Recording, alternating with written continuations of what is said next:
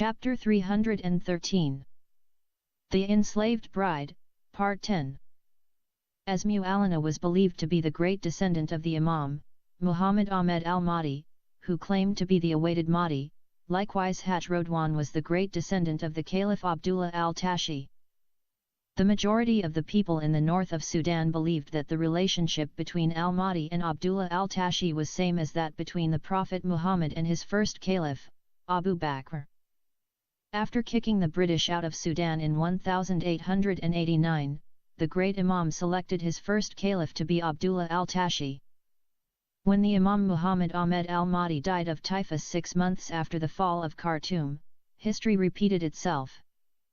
As the Caliph Abu Bakr rebelled against the Prophet Muhammad and took his wealth and lands, and refused to allow Fatima al-Zahra, the daughter of the Prophet, to inherit the lands and wealth of her father, so did the Caliph al-Tashi. The only difference was that al-Tashi decided to wipe the family of al-Mahdi out of existence, whereas Abu Bakr robbed the inheritance of the Prophet. Al-Tashi massacred so many Ashraf, or the nobles. The soldiers of al-Tashi were the first murderers to invent the killing of infants and babies by throwing them in the air and impaling them on their swords and spears. They also came up with the devilish idea of putting a baby inside a huge vessel and smashing him with a big rod. From that time in history came the saying, "Do you think we are living in the time of the Mahdiya?" When al-Tashi wiped out the Ashraf, he wanted to spread Islam all over the world, following the example of the caliphs of Islam and their successors. He sent one army to Abyssinia, today Ethiopia. The success of this army led the caliph to decide to send another army to England and force Queen Victoria to embrace Islam. This was the letter, which he sent to her, before he sent his troops to invade the United Kingdom. To the Queen of Britain, Victoria. I, Abdullah al-Tashi, the Caliph of Muhammad Ahmed al-Mahdi, I invite you to Islam. If you want to come, come, or otherwise I will send my troops to defeat you and bring you to me. When we defeat you and convert you to Islam, and your faith becomes good, then I will force you to marry Yusuf Wad Dakin. Sealed by Abdullah al-Tashi, the Caliph of the Imam, Muhammad Ahmed al-Mahdi. The original copy of this letter still kept in the Louvre Museum in London, UK. The Caliph al-Tashi threatened to force the Queen to marry Yusuf Wad al-Dakin as a punishment for her, if she refused to accept Islam and come to him, because that man was the most ugly person ever created by God. It would be difficult to describe in words the appearance of Yusuf Wad Dakin. He was as short as a 5-year-old boy and had a head as big as an elephant. His ears were like 2 shields, and his eyes were as small as the eye of a needle. His beard looked like an old broom and his mustache as a dirty brush. He had no neck or waist. He looked like an irregular square. In addition to all that, he was only a few steps away from the grave. The most interesting thing about him was his joppa or pajama, which was made of every color in the universe. His joppa had 2 pockets, one covered the entire area of his chest and the other one hid the full space of his back. There is no explanation known as to why the tailor made those 2 large pockets for him. Each pocket could have accommodated a 3-year-old toddler. Luckily, Queen Victoria did not end up having to marry such a monstrous creature. The troops of the Caliph, who were sent to defeat the Queen and to bring her in chains to marry Wad al-Dakin, could not cross the border between Sudan and Egypt. They were crushed somewhere in the northern region of Sudan by the British Army, under the leadership of Herbert Kitchener. Those troops had come to rescue the British governor in Khartoum, Gordon Basha, but by then the Mahdi dervishes had captured the city and killed the governor. The troops advanced to Khartoum and chased Abdullah Tashi out of the capital city, pursuing him until they caught and killed him in Diwi Karat. That marked the end of the Mahdiya. Nevertheless, this period of al-Mahdiya was considered the pride of Sudan, and many people like Mu'allana Abdul Razik and Haj Rodwan forced the simple Sudanese people to venerate and worship them because of their claims to be the descendants of al-Mahdi and his caliph, al-Tashi. Not many years before the case of Mu'allana became a public issue, Haj Rodwan was counted among the 10 wealthiest men in the country. Meanwhile, the recent shift of manpower from the western region to the eastern region caused heavy loss to Haj Rodwan's farming business. Before the flourishing of farms in El Gadarif city, in the eastern region, Haj Rodwan could easily hire cheap labor for his farms. Most of the farm workers came from Darfur province and Chad. Although those workers belonged to different tribes, they were all called Masalit.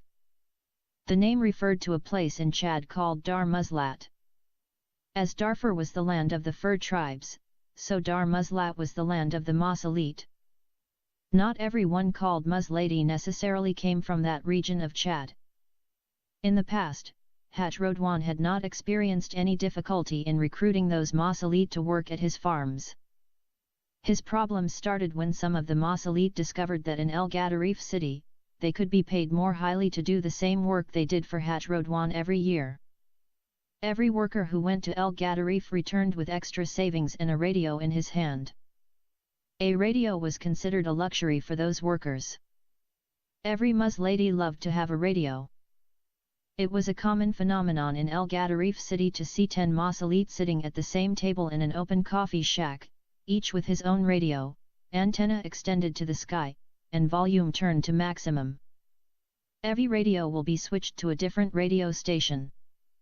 When other Masalit saw the luxury commodities in the hands of those workers who went to El Gadarif and returned after the season was over, they decided El Gadarif was to be their future destination of choice. Therefore, the business farming of Haj Rodwan began to suffer more losses every year. He tried different tactics for solving the problem, but all his efforts were in vain.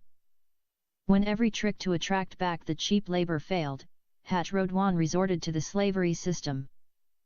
He began to organize armed Muslim mujahideen and raid the villages in the south of Sudan and the refugees camps in Babanosa and Al-Maghalid cities. Other farmers resorted to the same means of obtaining free labor. Millions of Southerners were forced by the civil war in the south to flee their towns and villages, come to the western region and join the refugees camps. Haj Rodwan and the other Arab farmers began to attack those camps, creating terror in the hearts of the unarmed refugees. Due to those raids and lack of security in those camps, many refugees ran away and sought safe shelter in the western region. The only free and safe shelters for them were the farms of the Arabs. The farmers would promise to protect them and offer them free food and shelter in return for their free labor. For lack of security, the UN decided to close the refugees camps in Babanosa and Al-Maghalid cities. But, before doing so, the UN was trying to send those refugees for resettlement in Western countries.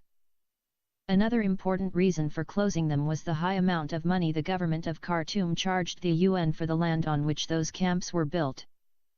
When the camps were closed, the refugees became homeless. Through the raids, Haj Rodwan and the other Janjaweed preferred to capture only women. These women were taken to the farms, and forced to work and live there, until their death released them from the slavery of the Janjaweed. The Janjaweed did not like to choose grown-up men because they might run away from the farms and return to their villages, or join the rebels. However, women were slow workers and produced less than the Masalit. The problem of Haj Rodwan was not completely solved through the raids, besides which, the recent increase in the Hambadas attacks contributed to the increase of the problem. After his escape from Malwal and Olivia, Haj Rodwan returned to El Fasher city and began to search desperately for more workers. He changed his former policy, and promised to increase the wages of the workers. He announced in many cities that he would pay more and provide better working conditions to his workers. Those promises and changes did attract some people to his farms. Haj Rodwan had farms in Kordofan and Darfur provinces. In Kordofan, he grew al-Faul al-Sudani, Sudanese peanuts, and in Darfur, he grew tobacco, from which Sawoud, Sudanese snuff, was made. Incidentally, the Sudanese peanuts are called Fusdak al-Abid in the Middle East by the Arabs, which means the peanuts of slaves. The Sudanese snuff was considered internationally as an illegal drug, but in Sudan it was treated as one would other tobacco. It was the most frequently consumed type of tobacco in the country. The person who took this kind of tobacco would feel drugged, and a very nasty smell would emanate from his mouth. Prolonged use of this snuff caused lip or tongue cancer. Most of the workers would have liked to avoid working in the snuffs farms and would have preferred working in the peanuts farms. This was a problem for which Hajrodwan could not find a solution. He forced the poor southern girls whom he stole every year from the Dinka villages, to grow and cultivate his sawoud farms. When the sawoud trees were being planted, there was no serious problem facing the workers. The problem started when the trees became ripe and ready for harvest. The first step was to pluck off the leaves. The second step was to dry them under the blazing sun of Sudan. The third step was to gather them in heaps. The fourth step was to grind them into a powder. The fifth step was to pour the powder into sacks. The sixth, and the last step, was to carry those sacks and load them in lorries. These 6 steps were called the cultivation period, which takes the longest time in the process of growing sawoud. During this long period, the poor workers go through the most painful and dangerous experience in their lives. Symptoms of exposure to sawoud included coughing, sneezing, weeping, drowsiness, suffocation, vomiting, fainting, getting drugged and feeling nauseated. Besides that, some dangerous lungs diseases such as tuberculosis and cancer were very common diseases among the sawoud workers. For that reason, any ordinary worker would have rather preferred to become a bar Milo than a sawoud cultivator. Only slaves, who had no choice, would be forced to do such dangerous work. Malwal and Olivia's search for the missing bride Ayan led them at last to look for her in Hajrodwan's slaves' farms and the refugees' camp in Babanosa. They split the job between them. Malwal decided to go to the farms and Olivia to the camp. The two lovers separated from each other at the railway station in tears. They hoped they would be able to succeed in their 2 dangerous missions and meet again in El Fasher. Olivia boarded a train and headed to Babanosa. She had heard a lot of horrifying stories about the camp in Babanosa. Only her unwavering love for Malwal led her to risk taking such a dangerous trip to a place that resembled a concentration camp. From reliable sources, Olivia had heard that the Islamic militiamen of the Arab Janjaweed regularly organized raids to the camp and forced the poor refugees to flee for their lives. Even the local citizens of the city harbored an unfounded hatred of the South Sudanese Christian refugees, and many times tried to force the government to shut down the camps. The citizens seemed to envy the Southerners for the free food and medicine received from the United Nations in the camps. The so-called Sudanese Arabs believed that everything belonging to the Janj is halal or permissible to them. For that reason, they could do anything to the Janj without feeling guilty or going against the civil or religious laws of the country. Janj means uncivilized and subhumans. Janj or Django also is a term used by the so-called Sudanese Arabs to refer to any other Sudanese person who believed to be a non-Arab. It is a racial loaded word and used to degenerate the southern and many African tribes that lived in Sudan from time immemorial. The black Arabs also believe the things of the Django are divinely permissible to them. In other words, they believed that a Janj's cows, other cattle, women, children, and any other things belonged to him can be taken from him by force after killing him. Of course, the Sudanese law forbade such crimes, but in practice, things happened in front of the very eyes of the law. Olivia reached Babanosa city after a very exhausting trip. She booked herself into a decent hotel and rested for a day and a half before visiting the camp. Upon her arrival at the camp, she was shocked by the number of refugees. She thought she might need a month to go through all the huts, into which the poor Southerners were stuffed like the chickens in farms. However, her first day's experience proved her wrong, and from that day on, she did not need to return to that concentration camp again. It so happened that, after she had spent only a few hours going from hut to hut and talking to women, a raid took place in front of her eyes. The raiders veiled their faces like those of Muslim women who considered it taboo to reveal their visage. They were all heavily armed and organized like a militia. In actual fact, the government of Khartoum had armed all the Janjaweed tribes and organized them into local militias, under the pretense of protecting themselves from possible attack by the southern rebels. In that way, they put guns into their hands to help them commit genocide against the other African tribes who had no guns.